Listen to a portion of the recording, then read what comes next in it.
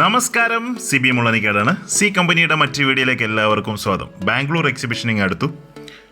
വെള്ളി ശനി ഞായറാണ്, വരുന്ന ആഴ്ച വെള്ളി ശനി ഞായറാണ്. അപ്പോൾ കുറച്ച് ബാങ്ക് നോട്ടുകളൊക്കെ ഇങ്ങനെ അറേഞ്ച് ചെയ്യുന്ന ഒരു തിരക്കിലാണ്. ഈ കാണുന്നത് ജർമ്മൻ്റെ ഒരു വലിയ ബാങ്ക് നോട്ടാണ്. നല്ല റേറിറ്റി ഉള്ളൊരു ബാങ്ക് നോട്ട്. ഇന്ന് വന്നൊരു പാക്കേജ് കിട്ടിയാണ്. പാക്കേജ് ഞാൻ പരിചയപ്പെടുത്താം. പാക്കേജ് കുറച്ച് നല്ല നോട്ടുകളൊക്കെ ഉണ്ടായിരുന്നു. അതിൽ ചിലതൊക്കെ ഞാനിപ്പോൾ ഒന്ന് കാണിക്കാം. ഇത് ബിയാഫ്രയുടെ നോട്ടാണ്. ഞാൻ നേരത്തെ ഇതിനെക്കുറിച്ചൊക്കെ പറഞ്ഞിട്ടുണ്ട്. ഇന്ന് ഈ രാജ്യമില്ല. മുന്നേ ഉണ്ടായിരുന്ന രാജ്യമാണ് ബിയാഫ്ര, ഇന്ന് ഈ രാജ്യമില്ല. ഇതിൻ്റെ ബാക്ക് സൈഡിൽ 5 ചുറ്റും കാണുന്നില്ലേ ഒരു വള പോലെ, അതാണ് മനില കോയിൻ. മനില കോയിൻ എന്ന് പറഞ്ഞാൽ അടിമകളെ ട്രേഡ് ചെയ്യാൻ വേണ്ടിയിട്ട് ഉപയോഗിച്ചിരുന്ന അടിമപ്പണം എന്ന് പറഞ്ഞ് നമ്മൾ വീഡിയോ ചെയ്തിട്ടുണ്ട്. ആ മനില കോയിൻ അവരുടെ നോട്ടുകളിൽ ഫീച്ചർ ചെയ്തിട്ടുണ്ടായിരുന്നു. ചിലയൊക്കെ നോട്ടുകളിൽ ഫീച്ചർ ചെയ്തിട്ടുണ്ട്, എല്ലാത്തിലും ഇല്ല. ഇതിലും ഫീച്ചർ ചെയ്തിട്ടുണ്ട്. ആ മനില കോയിൻ നിങ്ങൾക്ക് കാണാം. ആ 10 ചുറ്റിനും കാണുന്ന ആ ഒരു സാധനമാണ് മനില കോയിൻ. നേരത്തെയുള്ള വീഡിയോസ് കണ്ടാൽ തീർച്ചയായിട്ടും അറിയാൻ പറ്റും. പിന്നെ എൻ്റെ ഒരു സുഹൃത്ത് എനിക്ക് ഏൽപ്പിച്ചിരിക്കുന്ന ഒരു പാഴ്സൽ ഇത്രയധികം നോട്ടുകളാണ്. ഇതിൻ്റെ ഒരു പ്രത്യേകത എന്ന് പറഞ്ഞാൽ ഇത് കംപ്ലീറ്റ് വിൻറ്റേജ് നോട്ടുകളാണ്. ഇതിലൊരു നോട്ട് പോലും മോഡേൺ നോട്ടില്ല. അതായത് ഇപ്പോൾ യൂറോപ്യൻ യൂണിയനിലുള്ള രാജ്യങ്ങളൊക്കെ മുന്നോട്ട് ഉപയോഗിച്ചുകൊണ്ടിരുന്ന നോട്ടുകൾ. ഈ മുന്നേ ഇരിക്കുന്ന ഓസ്ട്രിയയുടെയൊക്കെ നോട്ടാണ്. ഇതൊക്കെയാണ് സാധനങ്ങൾ.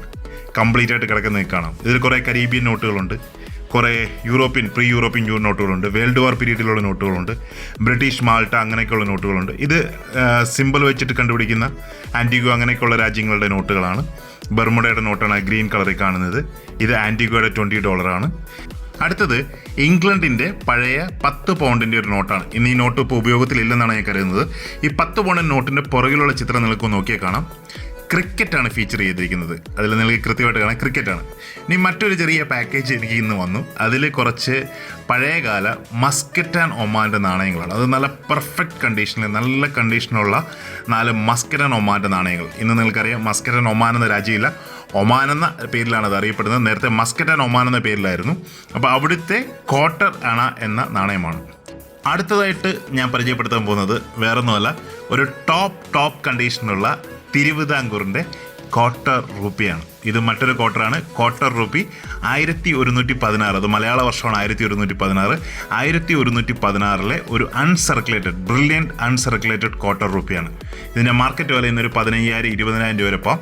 ഇത് ഗ്രേഡ് ചെയ്ത് കഴിഞ്ഞാൽ 70 വരെയുള്ള ഗ്രേഡിൽ എനിക്ക് തോന്നുന്നു ഒരു നല്ല ടോപ്പ് ഗ്രേഡ് കിട്ടാൻ സാധ്യതയുണ്ട്. ഒരു 64-65 കിട്ടാൻ സാധ്യതയുള്ള ഒരു നാണയമാണ്.